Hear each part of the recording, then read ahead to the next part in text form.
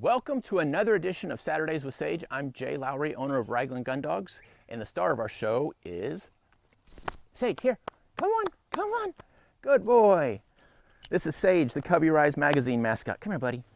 Today, Sage and I are going to show you some simple retrieving things that we like to do to really get our dogs started off with retrieving.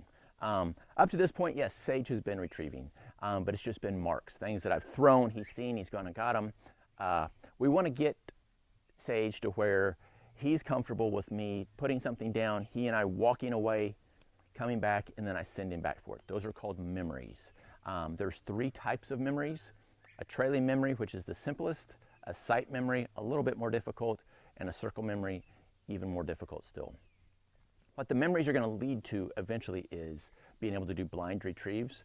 I personally don't train to do a lot of blind stuff. I just work on my memory work, and typically with that, the dog has enough confidence in me that whenever it is time to do a blind, I can put my hand down and he's going to go for it. To me, doing a lot of work on just blinds, as they say, causes the dog to lose a little confidence, and there's just no reason for that. So we're going to set this up. Today we'll show you what a trailing memory is and a sight memory. In weeks to come, we'll show you an example of a circle memory. A circle, like I said, is just a little bit more complicated. So let Sage and I take you out and show you this. We'll walk back here. I'm going to have my back to you for a little bit, and we'll talk about why we use tennis balls. Sage, heel. Typically, probably 95% of my training happens with a couple tennis balls. A big reason why is they're inexpensive. Sit. They're inexpensive. They hold scent extremely well. They float in water. And if a dog can find one of these, finding a cock pheasant is going to be a no-brainer. Okay, so it's almost forcing the dog's nose to start to work a little bit tighter, a little bit better. That extra 5% that I talked about, 95% is tennis balls. The extra 5%, yes, I'm using bumpers, typically canvas bumpers that have a little bit of a feel of a real bird. The reason I'm using those any at all really is just so the dog has an idea of how to pick something bigger up, get its mouth around it, hold it down, pick it up, bring it back. We're going to use frozen game some. We'll use some fresh killed game some as well. But 95% of my work is with a single tennis ball or a couple tennis balls. When you first start doing trailing memories, do not put down two balls at the same time. Let the dog become confident in going to something and coming back, quickly finding something. If you do two, sometimes that second one out, they don't have the confidence to go. They picked something up. Why would I go back to the same place again? So just put down a single ball. A lot of times when I do it, I'm going to let the dog see me do it. I'm always going to let the dog see me do a trailing memory. Sage, Sage, Sage. Good boy. I'm going to let him go pick it up exactly where it's going to be at, or in that general area. Sage, here, come on, buddy. Good boy. Come here. Good boy. Yeah. Not taking it away initially. Good boy. Yes, that's good. That's good. Sit. So this time I'm going to drop it. And then rather than saying his name, because his name is the release to go get it, we're just going to say no, heel. Nope, heel. Come on, bud. Good boy. Yes, that's good. So we'll come over here. When we line the dog, I'm going to set him over here to the side. A lot of times people, when they line a dog or they send a dog to something, they're going to put their hand down like this, and they're going to stand facing the same direction that the ball or the bird is. I do it more of a British style or a UK style, which is I face the dog almost like I'm going to swing a golf club. So my toes are in a line with where I want that dog to go. And I'm going to reach down, I'm going to point my hand that way, and you can see he's looking to where I'm pointing at. And then I'm going to release him with his name. The thing for the dog that you want to have done is you want his nose, his spine, and his tail in a line going to where the bird is. If the dog is off, if you think you can line your dog up, Sage, heel. So I'm going to eventually go to that tree. If I think I can stand here and me point that direction, Sage, here, buddy. Good boy. Sage was going to go for it. He knew where that one was. Sit.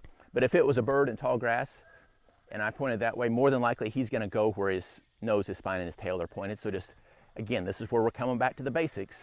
Heel work. I have to be able to take him and heel him in a pretty close line to where that bird is. So, Sage, heel. Good boy. Sit. So, good boy. Sage. Good boy. So we'll send Sage out. He's going to look around there for just a second, find his ball, Good boy. Sage, here, Sage. Hey, pick that up. Pick that up. Good boy. Sage, Sage, Sage. Good boy. What's going on? What's going on? Yeah. Drop, drop. Good boy. Yeah, good boy. We've been practicing here a lot, so he thought there was better things to pick up there. So again, straight there, straight back. That's what we want. Eventually, like I said, we'll have multiple balls there to where we can stand here and go again, and then I'll back up and go again, and I can back up. So I'm extending this out relatively quickly, but in the beginning, keep it simple. Do not try to make this a 50-yard retrieve the first time you do it. Make it a 10-yard retrieve. The next day, maybe go 15, and then the next day, maybe go 25. Slowly back up. In a week, yeah, you can back up incrementally pretty quickly, but don't do it too fast, okay? So that was a trailing memory. A sight memory, the dog doesn't walk the line with me. That's the beauty of a trailing memory. They've been there before, they know exactly where it's at, and then they come back and they run right back to it again. A sight memory is I leave the dog sitting here, sit. Again, our obedience has to be good, sit. I come out here, make a little noise, pitch my ball. He's steady at a distance with me dropping something. Again, we're working on our steadiness already. I come back to him, and when I come back, big thing, beginners, and beginning dogs especially, I'm gonna tell him how good he is for setting steady. Okay, it's not just the retrieve that's a good thing, it's being here calm, relaxed, waiting. Sage, heel, good boy. Sage, good boy. Gonna go back out there, good. Tell him loss, loss, good boy. Good boy, good boy, yeah. Come on, Sage, come on, buddy. Come here, yeah, so good, so good. Drop. So, again, trailing memory, sight memory. Steadiness is being created here. The dog learning to shut it off a little bit before they go get the retrieve. You don't want a dog that every time you throw something, they think it's theirs. Okay, if you've got a group you can work with, here's a great exercise to do in a group. Everybody walks the line, everybody drops a bumper, everybody comes back, pick which dog's gonna go first. It makes the other dogs to be calm and relaxed. If a dog breaks, that dog doesn't get to go that time. He has to skip a turn. So just a few tips and tricks for you to get started with your retrieving. We will be back the next time. Like I said, we'll show you what a circle memory is. That's a little bit more complicated. And from there, we're gonna start on to our back cast. So I hope this has been helpful for you guys. If you have any questions, please post them on Facebook and let us know what we can do for you. Have a great day, and we will see you back next week for another edition of Saturdays with Sage.